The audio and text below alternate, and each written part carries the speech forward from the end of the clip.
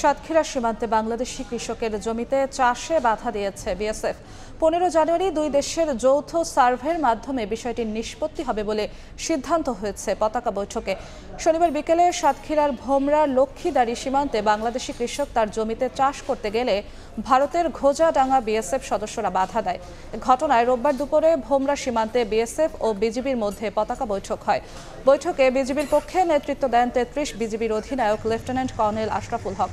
বিএসএফের পক্ষে নেতৃত্ব দেন 102 battalion BSF commander Ramesh Kumar. আপত্তিকৃত জায়গায় আগামী 15 জানুয়ারি উভয় দেশের সার্ভে বিভাগ যৌথভাবে মাপ দেওয়ার পর বিষয়টির চূড়ান্ত নিষ্পত্তি হবে বলে জানায় বিজিবি।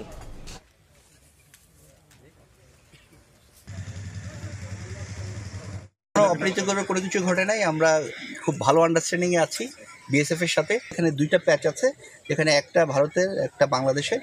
এটা আমরা 15 তারিখে যখন সার্ভে করব এটাই এস্টাবলিশ হবে 15 তারিখে।